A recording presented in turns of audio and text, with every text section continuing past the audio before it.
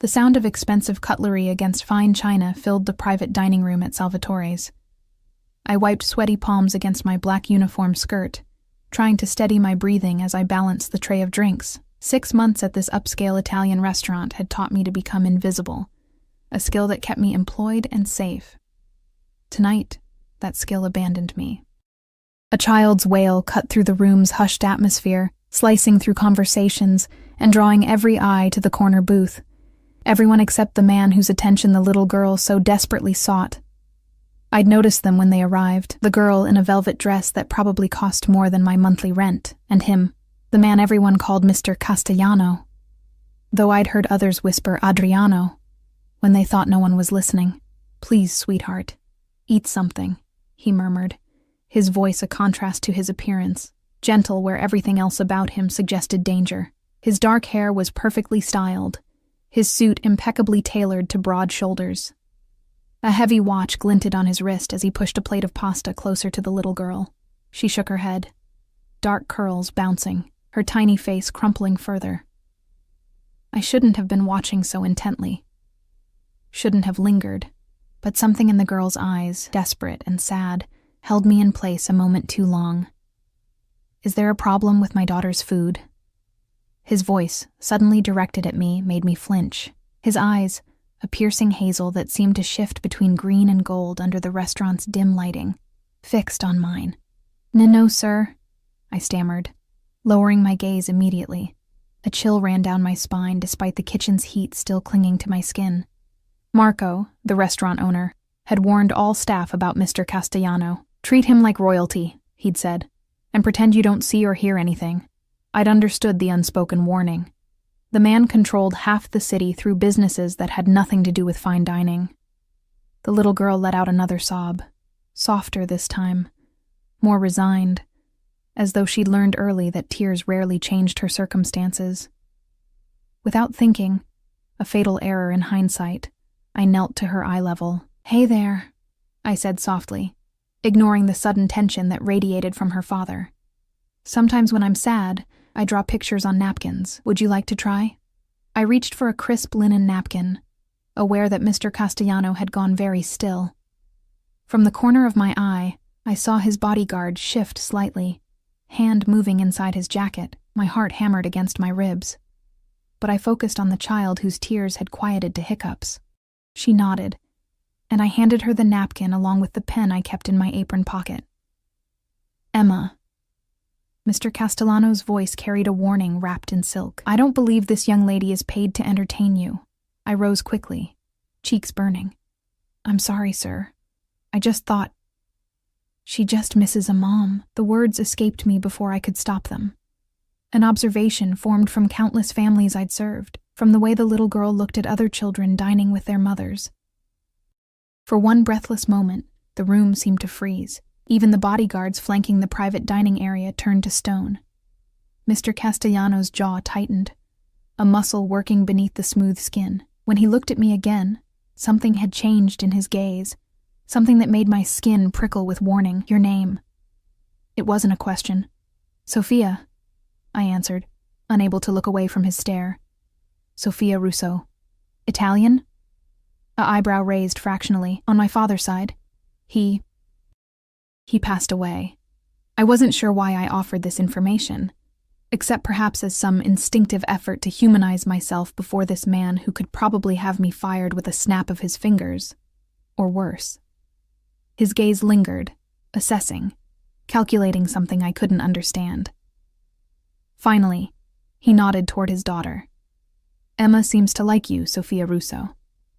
The way he pronounced my name, rolling the R slightly, made it sound like he was tasting it, committing it to memory. I should have recognized the danger in that moment, should have made an excuse and retreated to the safety of the kitchen. Instead, I smiled at Emma, whose tears had dried as she concentrated on drawing something that looked like a house with stick figures. "She's very sweet," I said, meaning it. "Sweet," he repeated, as if testing an unfamiliar word. "Yes, she is." He studied me with uncomfortable intensity before adding, "You may bring the dessert menu now." I nodded and turned to leave, relief washing over me as I escaped his presence. I didn't notice the phone in his hand, didn't see him gesture to one of his men who slipped out the restaurant's front door. I finished my shift at midnight, exhausted but satisfied with the tips. Mr. Castellano had left an obscene amount, enough to cover my overdue electric bill and still have something left over. As I pushed through the back door into the alley behind Salvatore's, the cold October air hit my face, a welcome relief after hours in the steamy kitchen. 3 steps toward the bus stop, and headlights flared to life, blinding me momentarily. A sleek black car idled where there should have been only darkness. My heart stuttered as the back door swung open. Miss Russo. It was the same bodyguard who'd been at the restaurant. Mr. Castellano would like a word. My throat closed. I need to catch my bus. That won't be necessary. Something in his tone made it clear this wasn't a request. Is this about what I said? I didn't mean to offend. Please. The guard gestured to the open door, where I could now make out the shadowy figure of Mr. Castellano inside. Every instinct screamed at me to run, but where? The alley had only 2 exits, and I'd never make it past this man.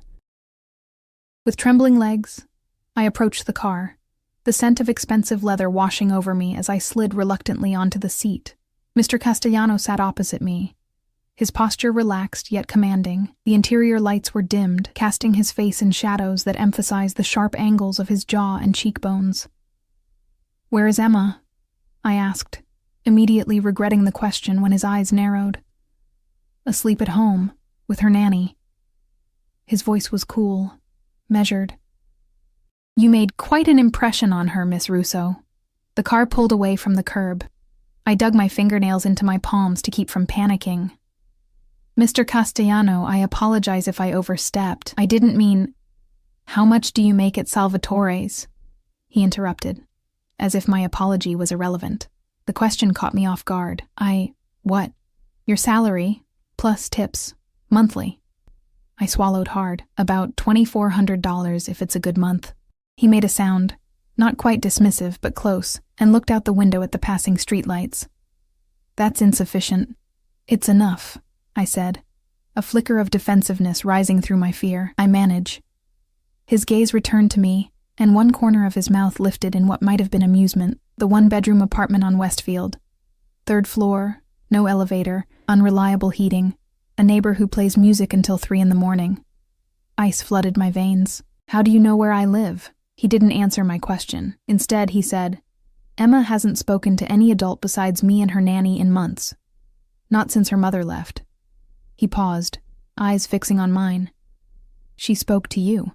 I didn't know what to say to that, so I remained silent, heart hammering as the car turned onto an unfamiliar street lined with expensive brownstones. "Her mother," he continued, voice hardening, "decided motherhood was inconvenient once she secured a portion of my wealth. She's in Monaco now, with her 24-year-old yoga instructor." "I'm sorry," I said softly, surprised to find I meant it. Not for him, this dangerous man who clearly had me investigated in the span of hours, but for Emma, whose sad eyes now made perfect sense. The car slowed to a stop outside a restaurant I recognized as one of the most exclusive in the city, closed at this hour to everyone except, apparently, Adriano Castellano. "I have a proposition for you, Sophia Russo." He leaned forward slightly, close enough that I caught the scent of his cologne. "Something expensive and subtle. You will have dinner with me, and we'll discuss Emma's future. And yours." Confusion replaced some of my fear. Her future? I don't understand. Emma needs consistency. She needs someone who sees her, really sees her, as you did tonight. His eyes, unreadable in the dim light, stayed fixed on mine. She needs a mother figure. Realization dawned slowly, absurdly. "You can't possibly mean—" "I'm offering you a position, Miss Russo, as Emma's live-in nanny." Relief flooded me, followed immediately by suspicion. "Why me? You don't know anything about me." His smile didn't reach his eyes. "I know everything about you. 24 years old. Nursing degree. Incomplete. Dropped out after your father's medical bills consumed your savings. No living relatives since your grandmother passed last year. Clean record. No debt except student loans, and you send flowers to your father's grave every month." He paused. "You're honest. You work hard. And most importantly, Emma responded to you." My skin crawled at how thoroughly he'd invaded my privacy in just a few hours. What makes you think I'd accept? Triple your current salary. Private suite in my home, all expenses covered. He named a figure that made me blink. Plus, benefits. The car door opened, held by the silent bodyguard. Mr. Castellano extended his hand, his expression making it clear he expected me to take it. I haven't agreed to anything, I said, even as I found myself placing my hand in his. His fingers closed around mine, warm and strong. Have dinner with me, Sophia, then decide. I should have refused, should have demanded to be taken home. Instead, I stepped out of the car, my hand still in his, and allowed him to lead me into the darkened restaurant where a single table waited, set with candles and crystal. My daughter cried for her mother tonight, he said, his voice low as he held my chair. But she smiled for you. Do you understand the rarity of that? I didn't. Not really. But as I sat across from this powerful, dangerous man whose eyes never left my face, I sensed that I was crossing a threshold from which there would be no return. One dinner, I said, trying to sound firm despite the tremor in my voice. And then I decide. His smile this time seemed genuine, revealing perfect white teeth. Of course. You always have a choice, Sophia. But even then, with the city lights glittering beyond the windows and the rich aroma of wine filling the air between us, I suspected that choice was merely an illusion he allowed me to believe in. And somehow, that made him all the more dangerous. Block 2. Candles flickered, casting golden shadows across the white tablecloth. The restaurant was eerily silent without its usual bustle. No clinking glasses, no murmured conversations, just the occasional soft footfall of the lone waiter who appeared and disappeared like a ghost at Mr. Castellanos' subtle gestures. You haven't touched your wine, his observation cut through my thoughts. I glanced down at the untouched ruby liquid. I don't drink much. Never, or just tonight? His eyes, constantly assessing, missing nothing, studied my face. Rarely, I admitted. My father was... I hesitated, unsure why I was telling him this. He struggled with alcohol after my mother died. Mr. Castellano nodded once, then gestured to the waiter who immediately removed my wine glass and replaced it with water. The small consideration unsettled me more than his intimidation had. Tell me about your experience with children, he said as the first course arrived. Something delicate involving scallops that probably cost more than my weekly grocery budget. I shifted in my seat. I worked in pediatrics during my nursing training, and I used to babysit through college. But no formal childcare qualifications. No. He considered this, cutting his food with precise movements. It doesn't matter. Emma doesn't need qualifications. She needs someone who sees her. Mr. Adriano, he corrected smoothly. If you're to live in my home, formality seems excessive. The casual mention of my potential employment sent a chill through me. I haven't agreed to anything, yet, he added, the hint of a smile playing at the corner of his mouth. Tell me what's holding you back. The money is substantial. The accommodation's exceptional. I set my fork down, gathering courage. Perhaps the fact that within hours of meeting me, you had me investigated, followed, and essentially kidnapped from my workplace.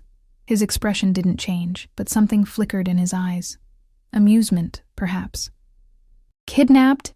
The car door wasn't locked, Sophia. You could have left at any time. We both knew that wasn't true. As for the investigation, he continued, I have a 4-year-old daughter.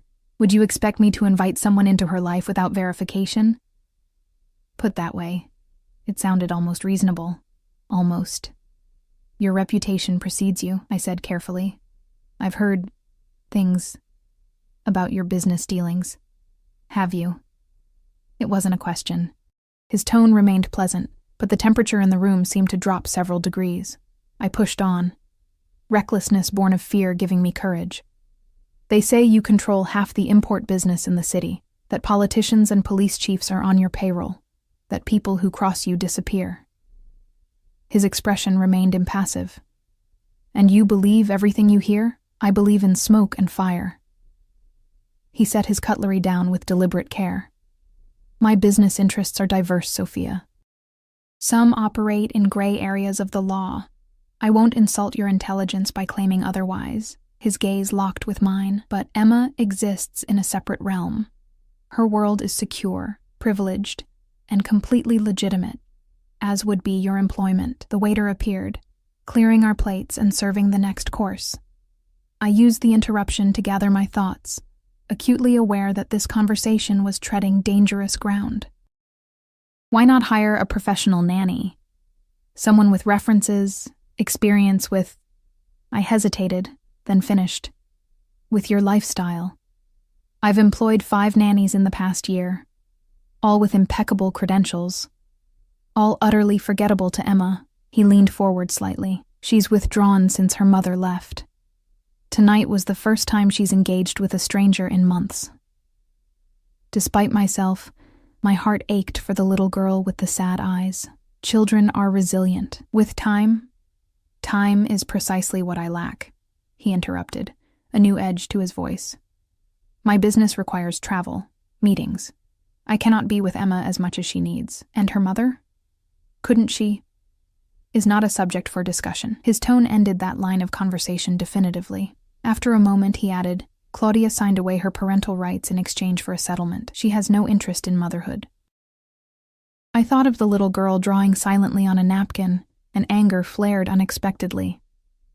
How could anyone abandon their child like that? Something changed in his expression. Approval, perhaps. Indeed. The main course arrived, perfectly cooked steak for him, pasta with seafood for me. We ate in silence for several minutes before he spoke again. Your apartment lease ends next month. I nearly choked on my food. You checked my lease? I'm thorough. He said it as if it were perfectly normal to investigate a stranger's housing situation. The building has been purchased. Rents will increase by 40%. My stomach dropped. I was already stretching my budget to the breaking point. That's not possible. There are laws with loopholes, he cut in smoothly. The new owner planned significant renovations, which allow for substantial increases. Suspicion bloomed. And who is this new owner? He met my gaze steadily, not bothering to deny what we both knew. You could live rent-free in a private suite with security, a separate entrance, and complete autonomy when not caring for Emma. Or scramble to find another apartment in your price range in a city with a housing crisis. Anger flashed hot behind my eyes. So that's your strategy? Back me into a corner financially? I'm presenting options. The choice remains yours. I set my fork down with more force than necessary. This isn't a choice. It's coercion. Perhaps, he acknowledged with a slight inclination of his head. But consider this. You need employment and housing. Emma needs stability and care. I'm offering a solution that benefits everyone. Except I'd be working for a man who thinks nothing of manipulating people's lives to get what he wants. His lips curved into a smile that didn't reach his eyes. You've just described every CEO in America, Sophia. You're not just a CEO. No, he agreed, his voice dropping lower. I'm not. The implied danger hung between us, acknowledged but unspoken. I should have been more frightened than I was. Instead, a strange calm settled over me. The clarity that comes when options narrow to a single path. If, and I mean if, I were to consider this position, I would need guarantees. Interest flickered in his eyes. Name them. Complete autonomy over Emma's daily routine. Your input is welcome, but no overriding my decisions without discussion. He considered this, then nodded once. Acceptable, within reason. A written contract with severance provisions if things don't work out. Of course. And I hesitated, then plunged ahead. No expectation of additional services. His expression hardened instantly, a dangerous glint in his eyes. I don't pay for sex, Miss Russo. Not with money, not with employment. Is that clear? My cheeks burned with embarrassment, but I held his gaze. Perfectly. Good. He signaled for dessert. Any other concerns? Your business associates. I don't want Emma exposed to any danger. My home is the most secure location in the city. Emma's safety is my highest priority. His voice softened slightly when he mentioned his daughter. She has never been, and will never be exposed to the less savory aspects of my business dealings. Dessert arrived, something chocolate and decadent that I barely tasted. My mind raced through options, consequences, possibilities. The truth was, I needed this job. Nursing school had been put on permanent hold after my father's medical bills decimated our savings, and entry-level healthcare positions paid little better than waiting tables. The salary Adriano offered would let me rebuild my savings, maybe even restart my education eventually. And then there was Emma. The image of her tear-stained face haunted me. I want to meet her properly, I said finally. Spend a day with her before making my decision. Adriano set his espresso cup down with a soft clink. That can be arranged. Tomorrow? I have a shift at the restaurant. No, you don't. At my startled look, he added, I spoke with Marco. You've been granted a leave of absence. Indignation flared. You had no right. It's paid leave. He interrupted smoothly. Your position remains open should you decline my offer. The casual display of power, rearranging my life without consultation, should have been the final warning. Instead, I found myself saying, Fine, tomorrow then. The hint of a satisfied smile played at his lips. My driver will collect you at 9. The remainder of dinner passed in relative silence. I was too overwhelmed to maintain conversation, and Adriano seemed content to observe me, his gaze a tangible weight I couldn't escape. When we finished, he escorted me outside where the same black car waited. Until tomorrow, Sophia. He opened the car door himself, no driver this time, his fingers brushing mine as he helped me inside. The brief contact sent an unexpected shiver up my arm. The drive to my apartment was swift and silent. When we arrived, Adriano surprised me by walking me to the building entrance, his hand resting lightly at the small of my back. The touch was proper, even courteous, but I remained acutely aware of it, of him, towering beside me with his bodyguard following at a discreet distance. Sleep well, he said as we reached my door. His eyes, amber in the hallway's poor lighting, lingered on my face. Tomorrow will be illuminating. I slipped inside without responding, locking the door and leaning against it, heart pounding. What had I gotten myself into? Sleep evaded me that night. I tossed in my narrow bed, mind cycling through the evening's events. By dawn, I'd convinced myself to call it off, to tell Adriano Castellano that I couldn't accept his offer regardless of the financial consequences. Then I checked my bank account. A deposit had been made at 3 a.m. The amount, precisely 3 months of my salary at Salvatore's, was labeled consultation fee. It was exactly enough to cover my overdue bills, with enough left to float me until I found another job if necessary. The message was clear. He was buying the opportunity to convince me. Nothing more. I could walk away after tomorrow with the money. The choice was still mine, or so I told myself. At precisely 9 o'clock, a knock came at my door. I'd expected the stone-faced driver, but Adriano himself stood in my hallway, dressed in a charcoal suit that probably cost more than my car. Unlike the previous night, Emma stood beside him, her small hand engulfed in his, her dark eyes regarding me with solemn curiosity. "Good morning, Sophia," Adriano said, his gaze sweeping over my simple jeans and sweater with unreadable assessment. "Hi," Emma whispered, her voice so soft I almost missed it. I knelt to her level, smiling. "Hello, Emma. I like your dress." It was pale blue with embroidered butterflies. Beautiful but practical for a child. Not the formal attire she'd worn at the restaurant. She studied me for a long moment, then asked, "Are you going to be my new nanny?" The directness caught me off guard. I glanced up at Adriano, who watched our interaction with intense focus. "I'm not sure yet," I answered honestly. "I thought maybe we could spend the day together first, to see if we get along." She considered this with a seriousness no 4-year-old should possess, then nodded once. "Okay." As I rose, Adriano's eyes met mine over his daughter's head. "Thank you for agreeing to today," he said quietly.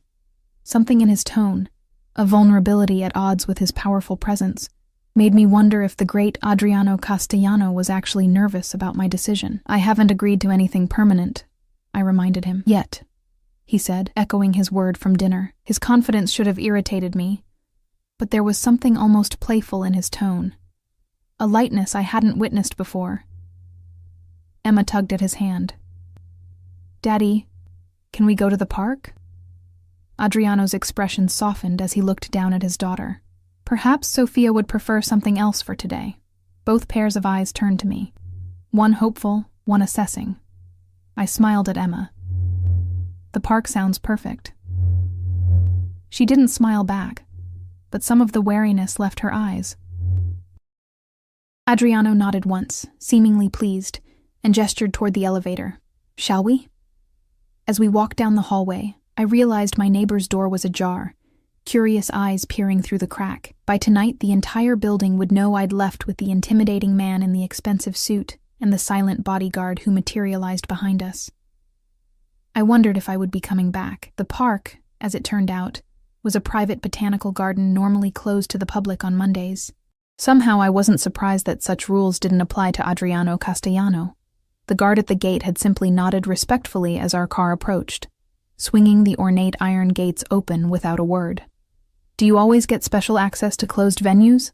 I asked as we walked along a stone path, bordered by late-blooming roses. Emma had run slightly ahead, though I noticed she never strayed far from her father's sight. Adriano's mouth curved slightly. "Time and money open most doors." "And those that don't open?" His eyes, warm amber in the morning sunlight, flickered to mine. "Those require more creative solutions." I suppressed a shiver at the implication, and focused on Emma instead. She moved with purpose toward a small pond, where koi fish swam lazy circles beneath lily pads. When we caught up, she was kneeling at the edge, watching the fish with rapt attention. "They know me," she said without looking up. "They remember I feed them." Adriano reached into his pocket and produced a small container of fish food pellets. The practiced motion suggested this was a familiar ritual. He handed it to Emma, who carefully sprinkled a few pellets onto the water's surface. Instantly, the pond erupted with activity as orange and white fish competed for the offering. "We come here every Monday," Adriano explained, his voice pitched for my ears only. "It's her favorite place." I watched as Emma meticulously distributed the food, ensuring every section of the pond received equal attention. There was something methodical in her movements that seemed beyond her years, a precision that mirrored her father's careful control. "She's very detail-oriented," I observed. Pride flickered across Adriano's face. "She notices everything. Like her father," I said before I could stop myself. His gaze sharpened on my face. "You're observant yourself, Sophia." We fell silent, watching Emma complete her feeding ritual. When she finished, she carefully closed the container and returned it to her father, who pocketed it with a murmured, "Thank you, Piccola." "She speaks Italian?" I asked, as Emma returned to studying the fish. "Some." "Her mother," he paused, his expression hardening momentarily, "wasn't interested in maintaining her heritage. I've been teaching her since her mother left them." He didn't need to finish the sentence. "I know some Italian," I offered. "My grandmother insisted, said our heritage shouldn't die with geography." Something like approval flickered in his eyes. "Your grandmother was a wise woman." We continued walking, Emma occasionally darting ahead to examine flowers or insects before returning to our orbit. I noticed how Adriano's bodyguards, there were 3 today, maintained a discreet distance, positioned to monitor all approaches to our location without intruding on our bubble of privacy. "They're always with you?" I asked, nodding subtly toward the men. "Always," he confirmed without elaboration. "Even at home?" "The property is secure. Inside the house we have privacy." His gaze met mine. "You would never feel observed." The implication that he'd sensed my concern about living under constant surveillance was unsettling. Was I that transparent, or was he that adept at reading people? "Daddy, I'm hungry," Emma announced, appearing suddenly at his side. Adriano checked his watch. Platinum, I noticed, not gold like most men would choose. "Right on schedule," he said with warm affection that transformed his stern features. To me, he added, "She's extremely punctual. Lunch is always at 11:30. The observation might have seemed trivial, but I recognized it for what it was. He was sharing his daughter's patterns, her preferences, testing my response to her needs. We settled at a small pavilion where, remarkably, a table had already been set with a light lunch. I wondered how many staff had been coordinated to create this seemingly effortless day, how many people worked invisibly to smooth Adriano Castellano's path through the world. Emma sat beside her father rather than across from him, I noticed. Their movements showed practiced coordination, him cutting her sandwich into precise triangles, her waiting patiently without having to ask. They functioned as a unit, these two, with understanding born of shared routine. "Do you like tuna salad, Sophia?" Emma asked unexpectedly, studying me with those serious dark eyes so like her father's. "I do," I answered, surprised by the direct question from the previously reticent child. She nodded as if confirming a theory. "Daddy said you might. That's why we have it today." I glanced at Adriano, who was focused on pouring Emma's apple juice with careful precision. Another piece of information he'd somehow gathered about me, another reminder of how thoroughly he'd investigated my life. "Your daddy is very thoughtful," I said neutrally. Emma considered this. "He remembers everything important." Something in the way she said it, with absolute conviction, tugged at my heart. This little girl trusted her father completely, saw his attention to detail as evidence of care rather than control. And perhaps for her, it was. As we ate, Emma gradually emerged from her shell, offering small observations about the gardens, the fish, the butterfly she'd seen earlier. She didn't smile often, but when she did, her entire face transformed, and so did her father's.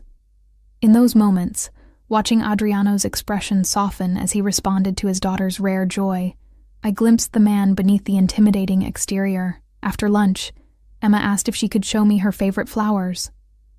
Adriano nodded, and she slipped her small hand into mine with surprising confidence.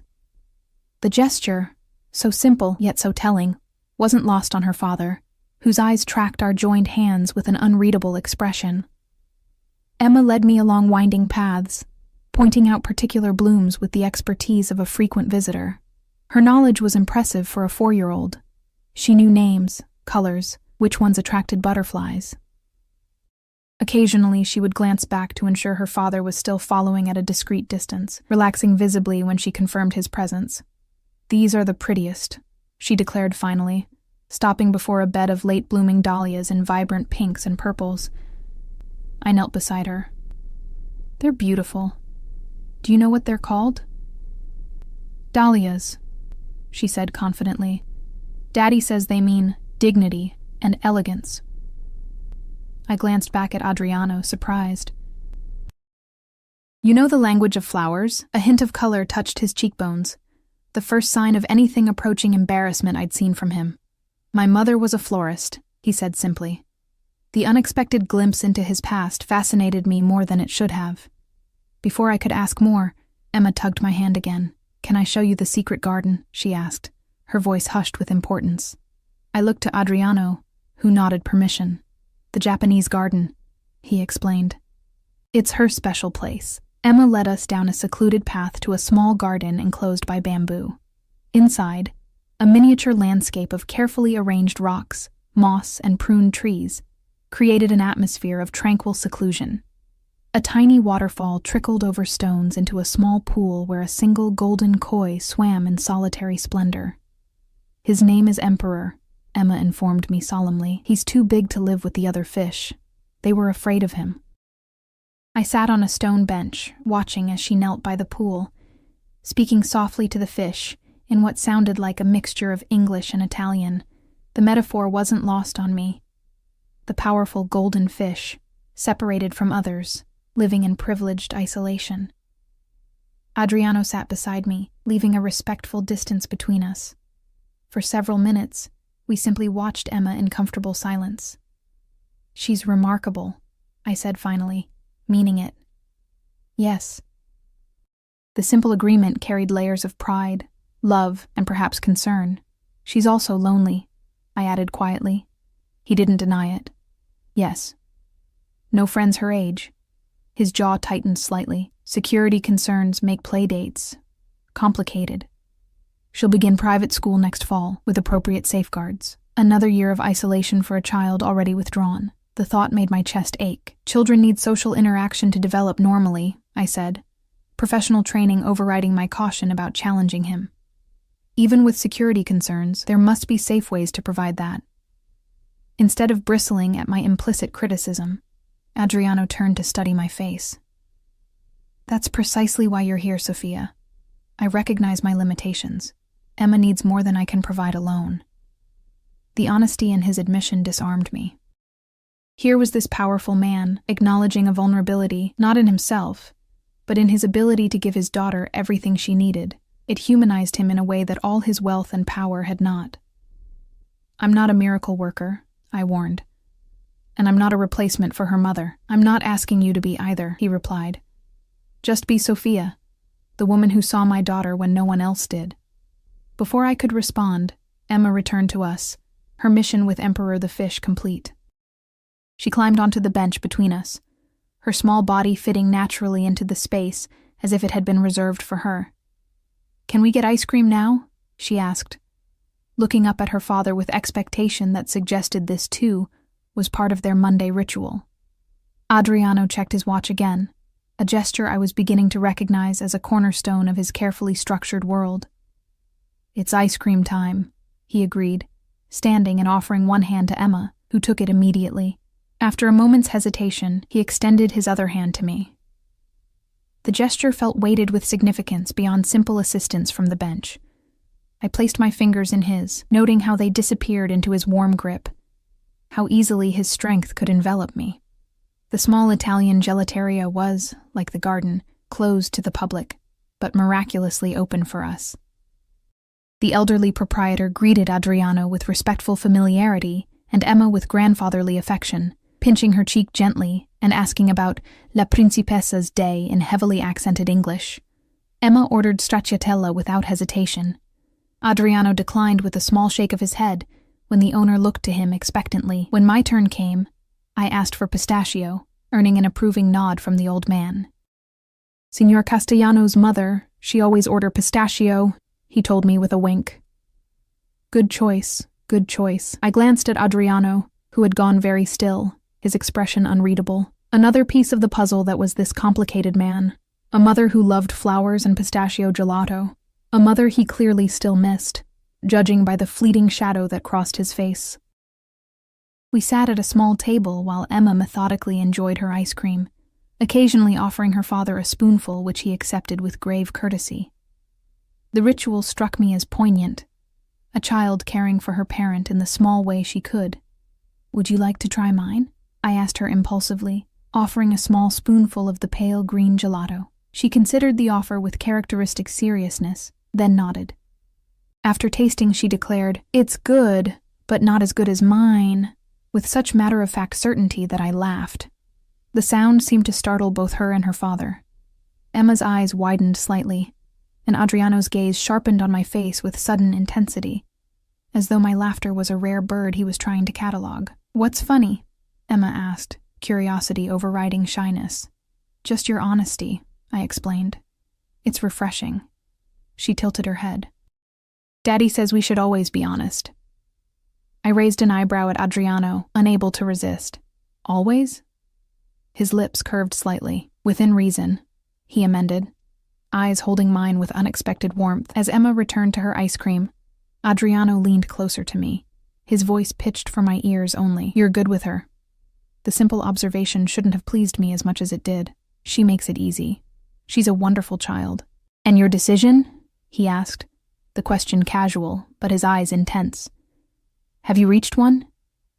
I hesitated, watching Emma carefully scoop the last bit of gelato from her cup. Despite all my reservations about Adriano Castellano and his world, I couldn't deny the connection I felt with his daughter, or her obvious need for someone who could bridge the isolation her father's position forced upon her.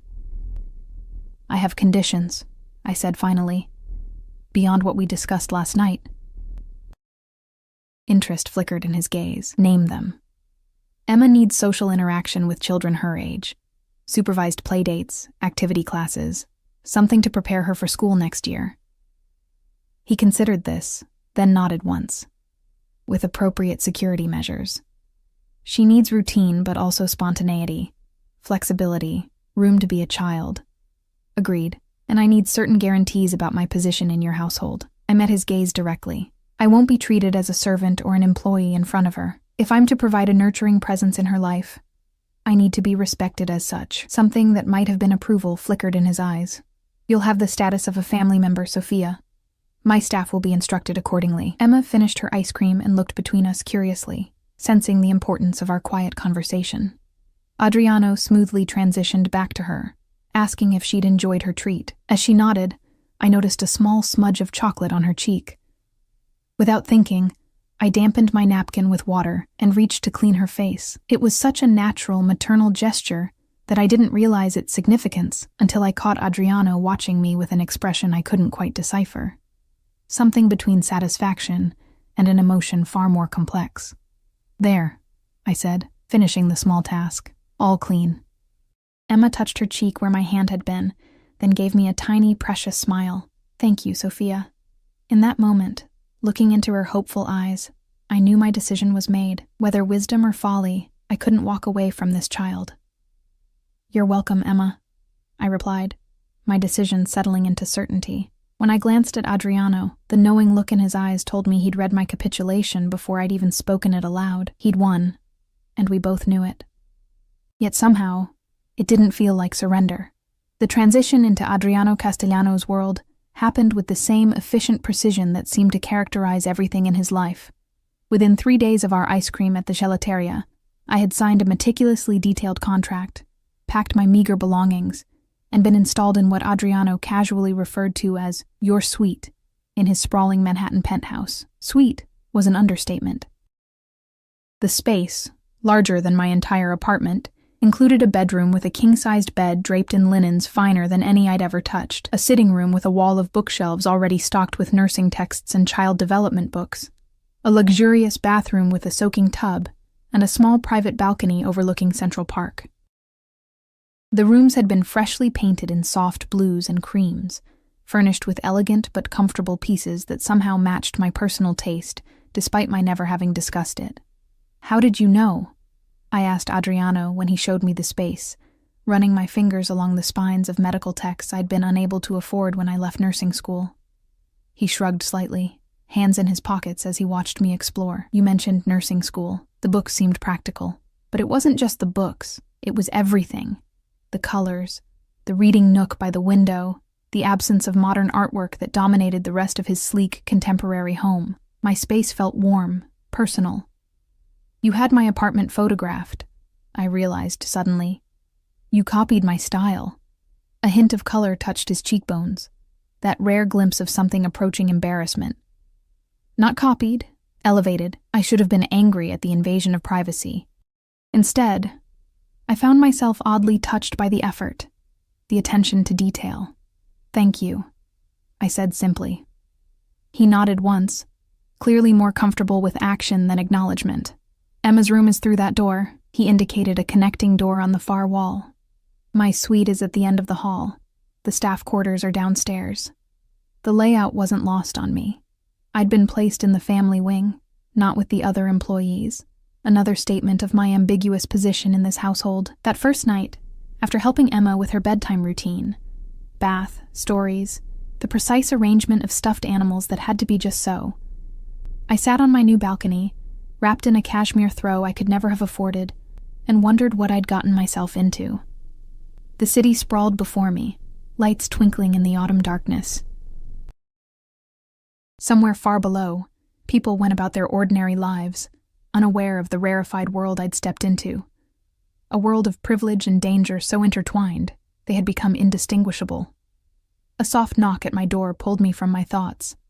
Adriano stood in the hallway, a bottle of wine and 2 glasses in his hands. He'd changed from his usual suit into dark jeans and a gray cashmere sweater that made him look younger, less intimidating, though no less commanding. I thought you might be having second thoughts, he said, his perception once again unnervingly accurate. May I come in? I hesitated only briefly before stepping aside. He moved past me, his cologne, subtle and expensive, briefly enveloping me as he passed. You don't drink, he remembered, pausing. I can bring something else. Wine is fine occasionally, I said. surprised by his consideration. Especially on nights like this. He nodded and continued to the balcony, setting the glasses on the small table. As he poured, I noticed the label. Something French and undoubtedly costly. "How is Emma settling in?" he asked, handing me a glass as I took the seat opposite him. "She's excited to have me here," I said honestly, though I think she's still uncertain about where I fit. "That makes two of us," he murmured. So quietly I almost missed it. I studied him over the rim of my glass. In the dim light, with the city glittering behind him, Adriano Castellano looked almost vulnerable, a man navigating unfamiliar territory. "I meant to ask," I said, "where is Emma's regular nanny? The one you mentioned at the restaurant?" "Mrs. Patel tendered her resignation last week. She's returned to London for family reasons." His tone was neutral, but something in his eyes made me wonder if those family reasons had been financially incentivized to create this vacancy at precisely the right moment. "Convenient timing," I observed. The corner of his mouth lifted slightly. "Isn't it?" I sipped my wine, unwilling to pursue that particular thread. "Emma mentioned piano lessons tomorrow." He nodded. "Tuesdays and Thursdays at 4. Her teacher comes here." "What else should I know about her schedule?" "It's all in the folder on your desk. Daily routines, activities, preferences, medical information." At my raised eyebrow, he added, "I told you I'm thorough. So, I'm learning." I hesitated, then asked the question that had been bothering me since I'd arrived. "The staff, do they know why I'm here? What you expect of me?" Adriano studied me over his wineglass. "They know you're Emma's caregiver and that you're to be treated with the respect accorded to family. And what exactly does that mean in practice?" He considered the question with characteristic precision. "It means you have authority over matters concerning Emma. It means your requests are prioritized. It means you answer to me, and only to me." The last statement hung between us, laden with implications that made my pulse quicken. I changed the subject. "Emma mentioned her mother today.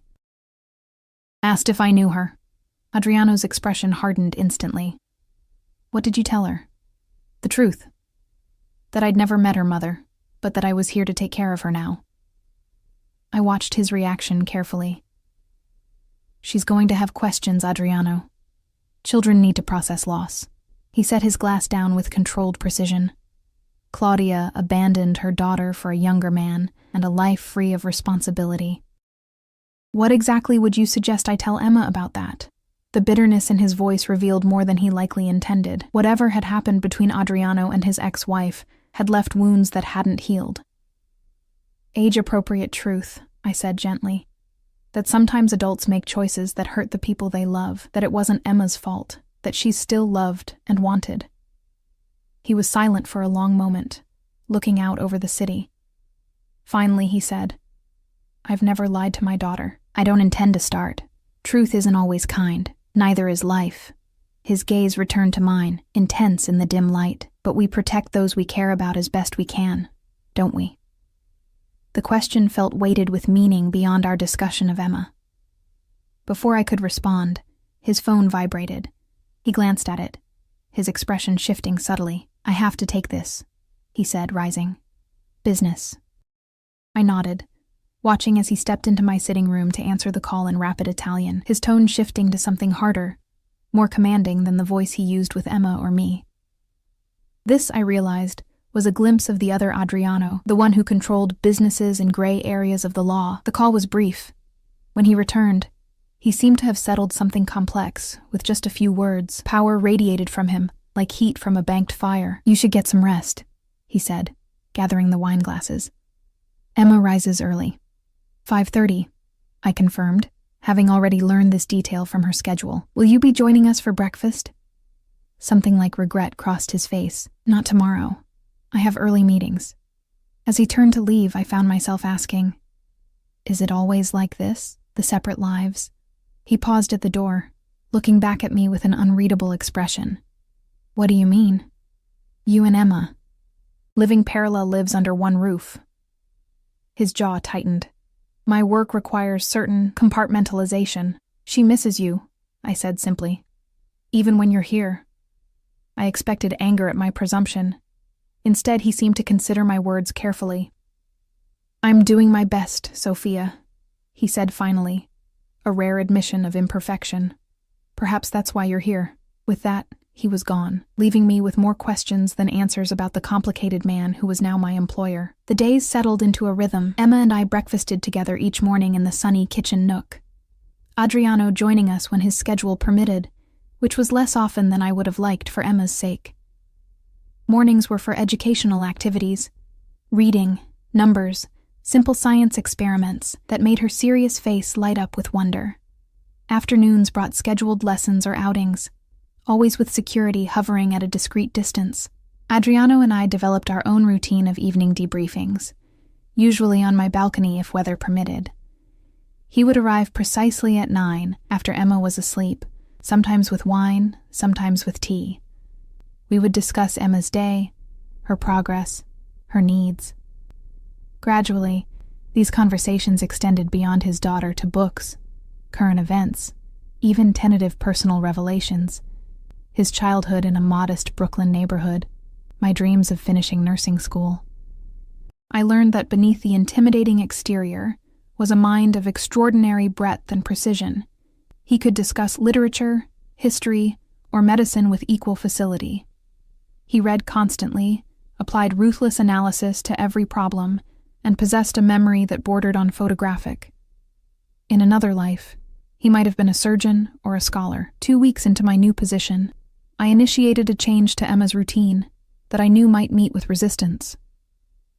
"I'd like to enroll her in a children's art class," I told Adriano during our evening meeting. His expression grew cautious. "What kind of class?" "At the community center in Brooklyn Heights. It's for 4 to 6-year-olds once a week. Painting, clay, basic creative expression. A public class," he said, his tone making it clear what he thought of the idea. "Yes, with other children. Real children. Not just the carefully vetted offspring of your business associates." I met his gaze directly. "She needs this, Adriano. She's too isolated." His jaw tightened. "You know the security concerns." "I do, and I've already spoken with Michael about the logistics."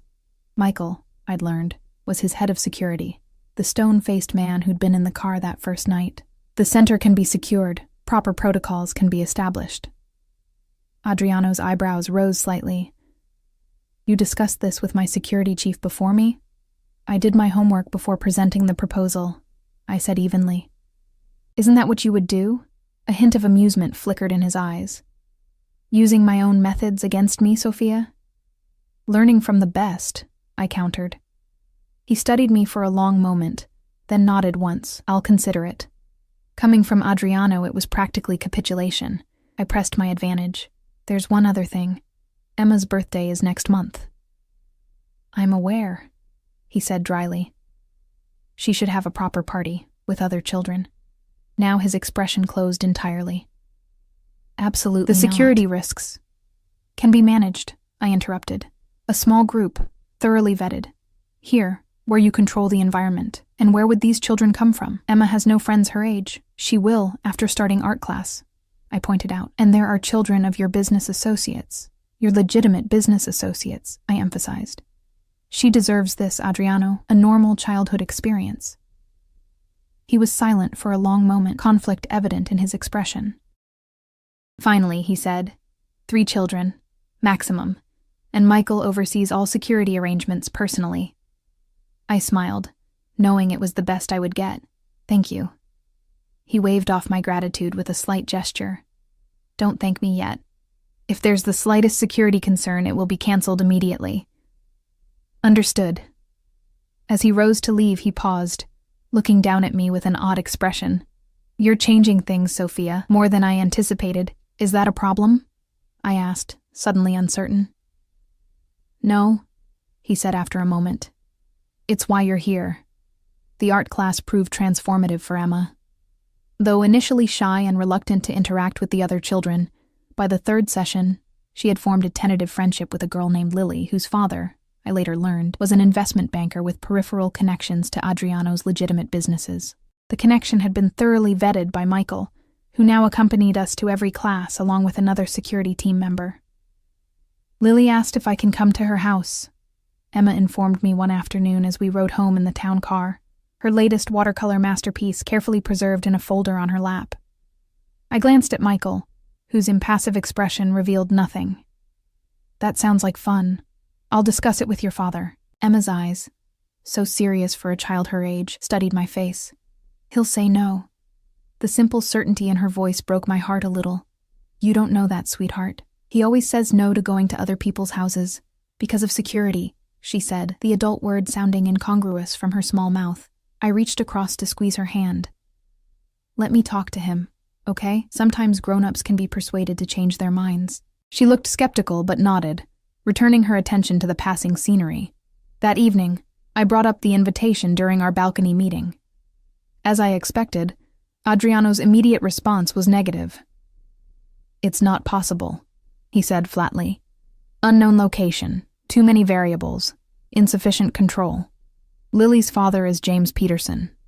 You know him, I pointed out. From what Michael tells me, he's been thoroughly investigated and has legitimate business connections to your shipping company. Adriano's eyes narrowed. Michael has been rather forthcoming with you. He understands what I'm trying to do for Emma. And what is that, exactly?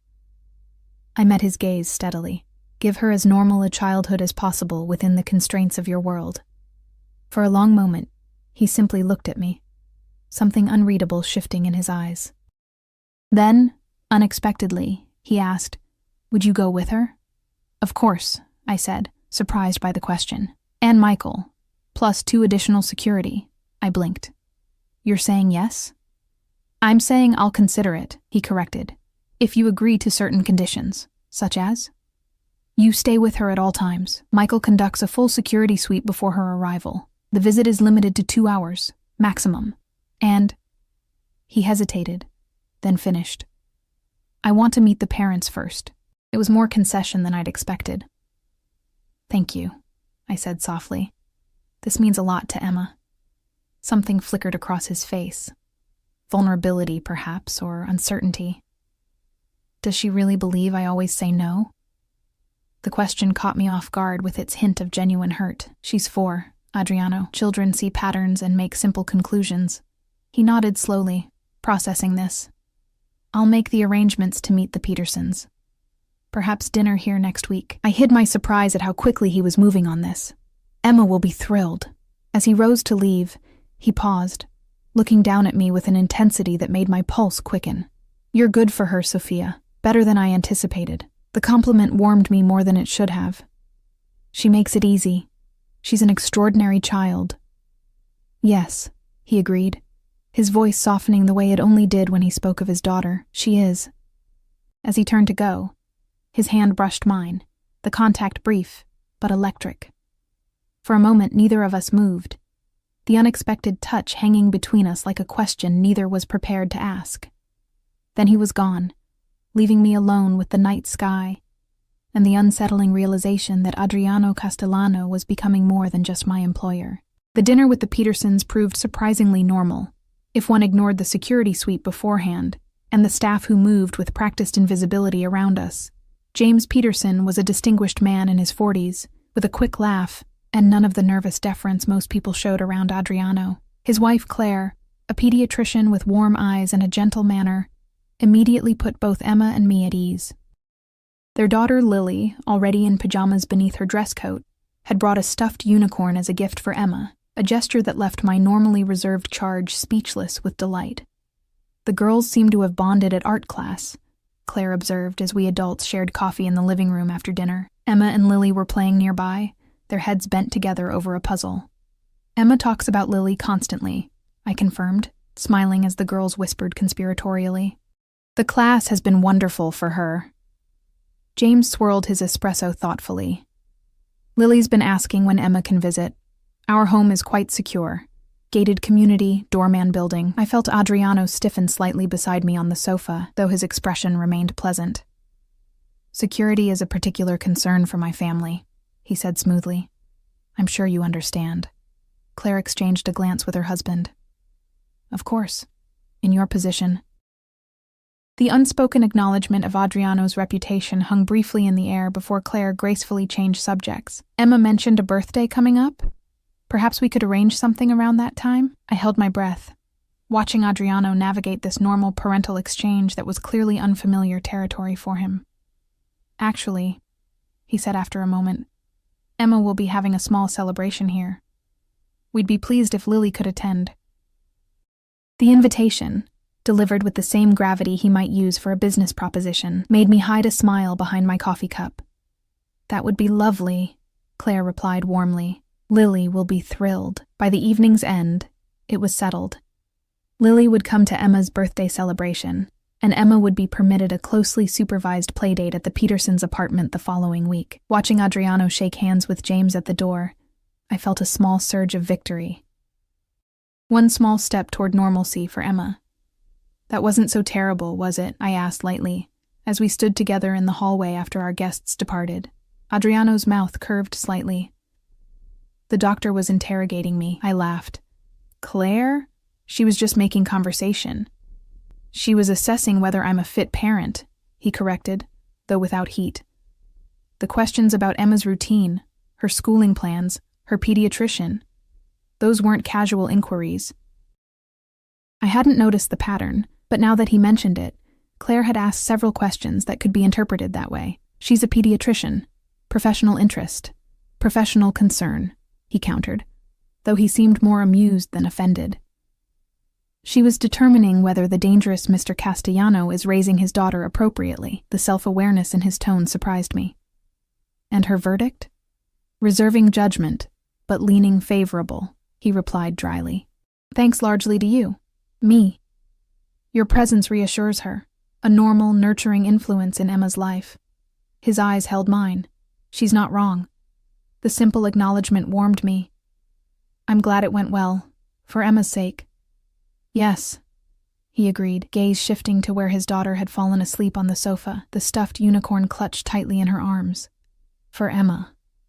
As I moved to lift the sleeping child, Adriano stepped forward. "I'll take her." I watched as he gathered Emma into his arms with practiced gentleness, her small body curling instinctively against his chest. The contrast, this dangerous man cradling his daughter with such care, never failed to move me. "I can get her ready for bed," I offered as we walked toward her room. "No," he said softly. "I'll do it tonight." I nodded and stepped back, watching as he carried Emma into her bedroom. Something shifted in my chest. A tightening, a warming that I wasn't ready to examine too closely. The playdate at the Petersons went smoothly, despite Adriano checking his phone for security updates every 15 minutes. Emma returned flushed with excitement, chattering about Lily's room, their games, the cookies they'd decorated. For days afterward, she seemed lighter somehow, as if the simple experience of playing in another child's home had opened a door she hadn't known existed. "Lily has a mommy and a daddy," she observed one evening as I tucked her into bed. "And a baby brother." "She does," I agreed, smoothing her dark curls away from her forehead. Emma was quiet for a moment, her small face serious in the dim light from her bedside lamp. "Do you think my mommy will ever come back?" The question pierced me. We'd had variations of this conversation before, but never so direct. "I don't think so, sweetheart," I said gently, choosing honesty as Adriano and I had agreed. "Sometimes when grown-ups leave, they don't come back." She nodded, accepting this with a resignation no 4-year-old should possess. "That's what Daddy says too. Your daddy loves you very much," I reminded her, "and so do I." The words slipped out naturally, and I realized with a start that they were true. In the 3 months I'd been living in the Castellano household, this solemn child had completely captured my heart. Emma studied my face carefully. "Even though you're not my real mommy, love doesn't care about real or not," I told her, gathering her small body against mine in a hug. "It just is." She seemed to consider this, then asked, "Does Daddy love you too?" The innocent question caught me completely off guard. "What makes you ask that, sweetie? He looks at you different," she said with a child's simple observation. "And he smiles more when you're here." I felt heat rise to my cheeks. "Your daddy and I are friends. We both care about you very much." She accepted this non-answer with a small nod, already drifting towards sleep. I kissed her forehead and slipped from the room, troubled by her perception and by my own confused feelings. The truth was, something had been shifting between Adriano and me for weeks, Our evening conversations had grown longer, more personal. His customary reserve softened around me in small, subtle ways, a lingering glance, a casual touch, a rare full smile that transformed his stern features. And I, despite all my initial wariness, had begun to see the man beneath the fearsome reputation, brilliant, lonely, devoted to his daughter, carrying wounds he rarely revealed. I found him on my balcony that night, though we had no scheduled meeting. He stood looking out over the city, hands in his pockets, lost in thought until I joined him. "Emma asleep?" he asked without turning. "Yes. She had an interesting question tonight." "Oh?" Now he glanced at me, profile sharp against the city lights. "She wanted to know if you love me." I watched his reaction carefully, saw the slight stiffening of his shoulders, the careful control that settled over his expression.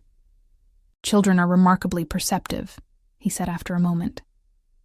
"They see patterns," I agreed. "She says you look at me differently." Now he turned fully to face me, amber eyes intent in the dim light. "And how do I look at you, Sophia?" My pulse quickened under his steady gaze. "Like you're trying to solve a puzzle, or like—" I hesitated, then finished honestly, "like you want something you're not sure you should have." The corner of his mouth lifted slightly. Remarkably perceptive indeed. We stood in charged silence, the unspoken shifting between us like a living thing. "This is complicated," I said finally. "Yes. I work for you." "A technicality," he countered. "You've become more than an employee, and we both know it." The simple acknowledgement of what had been building between us hung in the air. I took a steadying breath. "What exactly are we doing, Adriano?" He moved closer, close enough that I could feel the warmth radiating from him in the cool night air. "I think you know. I need to hear you say it." His gaze never left mine. "I've developed feelings for you, significant ones." The direct admission, delivered with his characteristic precision, still managed to take my breath away. "That's problematic." "Why?" "Because of who you are. What you do." I gestured vaguely. "Your world." "My world has many facets, Sophia. Not all of them dangerous." "But some of them are," I insisted. "I've seen the men who come to your study late at night. The conversations that stop when I enter a room. The calls you take in Italian that change your entire demeanor." He didn't deny it. "Those aspects of my life are separate from my home, from Emma, from you." "Are they? Can they be?" I challenged. "What happens if someone from that world decides to use your personal attachments against you? Isn't that why you have so much security? Why Emma lives such an isolated life?" His expression hardened slightly. "I would never allow harm to come to either of you. That's not a promise anyone can keep," I said softly. "Not even Adriano Castellano." He was silent for a long moment, the muscle in his jaw working. Finally, he said, "What are you afraid of, Sophia, truly?" The question cut straight to my core. "That I'll fall in love with you," I admitted, the words escaping before I could stop them. "That I'll let myself believe in something that can't last. That Emma will get hurt when it all falls apart." Something softened in his expression. "You assume failure before we've even begun." "I'm being realistic." "No," he countered, taking another step closer. "You're protecting yourself, the same way I've protected Emma, by building walls, controlling variables, minimizing risk." His voice lowered. "But there's no safety in isolation. You taught me that." The echo of my own arguments about Emma's socialization being turned back on me was startling. "That's different. Is it?" One hand came up to touch my face, his thumb brushing lightly across my cheekbone. "You've changed things, Sophia, for Emma. For me." His eyes held mine. "The question is whether you're brave enough to let things change for you too." My heart hammered against my ribs. I care about Emma too much to risk hurting her. "Emma loves you," he said simply. "As do I." The words, spoken with such quiet certainty, stole my breath. "Adriano." "I don't say that lightly," he continued, his gaze never leaving mine. "I've loved exactly 3 people in my life, my mother, my daughter, and now you." "You can't know that," I whispered. "It's only been a few months. I knew the first night, he countered, when you saw my daughter crying and understood what no one else had. What I hadn't been able to give her myself. His hand cradled my face with exquisite gentleness. I knew when you challenged me, refused to be intimidated, put Emma's needs above your fear. I knew, Sophia. The raw honesty in his voice undid me. Before I could formulate a response, a soft voice came from the doorway. Daddy? Sophia? We both turned to find Emma standing there in her pajamas, clutching her unicorn. Adriano stepped back, his hand falling away from my face. What is it, Piccola? He asked gently. Another bad dream? She nodded, rubbing her eyes sleepily. Without hesitation, Adriano crossed to lift her into his arms. Would you like to sleep in my room tonight? He asked. To my surprise, Emma shook her head. Can I stay with Sophia? Adriano's eyes met mine over his daughter's dark curls, a question in them. I nodded, holding out my arms to take her. Of course you can, sweetheart, I said, as she transferred her warm weight into my embrace. Let's get you settled. As I turned toward my bedroom, Adriano's voice stopped me. I'll say goodnight then. Something in his tone, a careful neutrality that didn't quite hide his disappointment, made me turn back. You could read her a story, I offered. She always sleeps better after one of your stories. The invitation hung between us, laden with meaning beyond the simple words. After a moment, he nodded, following us into my bedroom. Together, we settled Emma in the middle of my bed, each of us on either side of her, a family tableau that felt both foreign and strangely right. Adriano's voice, deep and melodic, wove the familiar fairy tale of a princess trapped in a tower, rescued by an unlikely hero. Emma's eyes grew heavy as he spoke, her small body relaxing into sleep between us. When the story ended, we sat in comfortable silence, watching our daughter, for she had become ours somehow, in these months together, sleep peacefully. Stay, I said quietly, meeting his gaze over Emma's sleeping form. Just to sleep. Just for tonight. Understanding filled his eyes that this was a beginning, tentative but real. He nodded once and stretched out beside Emma, one arm protectively cradling her small body. I turned off the lamp and lay down on Emma's other side, our small family cocooned in darkness and possibility. Across the sleeping child, Adriano's hand found mine, fingers intertwining. Whatever comes, he whispered, we face it together. The three of us. It wasn't a traditional happy ending. There were still complications, dangers, uncertain futures to navigate.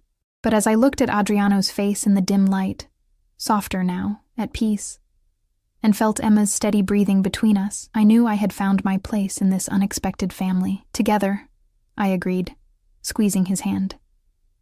6 months later, Emma got her birthday wish when Adriano and I were married in a small ceremony in the Japanese garden where I'd first seen the real man behind the fearsome reputation. She stood beside us in a blue dress, sprinkled with embroidered butterflies, beaming as she became officially what she'd been in her heart for months. Our daughter. Life with Adriano wasn't always easy. There were still late-night calls, mysterious meetings, aspects of his business that remained closed to me. But he kept his promise. Home remained separate, sacred, protected. And as time passed, I noticed subtle changes, legitimate businesses expanding, questionable ones fading, a gradual shift toward a life that could step fully into the light. For you and Emma, he explained simply, when I questioned the changes. For our future. When our son was born a year later, pink and perfect and untouched by the shadows of his father's past, I saw in Adriano's face the completion of a transformation that had begun the night a waitress dared to tell a dangerous man what his daughter truly needed. The Mafia boss who had once inspired fear throughout the city now read bedtime stories with different voices for each character, coached Emma's soccer team under the watchful eyes of security guards who faded further into the background each year, and rocked our son to sleep singing Italian lullabies his mother had once sung to him. You saved us, he told me one night, as we stood on the balcony where so much had begun, watching the city lights shimmer. Both of us. I shook my head, leaning into his embrace. We saved each other. His arms tightened around me, and in that moment, safe, loved, complete, I knew that sometimes the most unexpected choices lead to the most perfect destinations.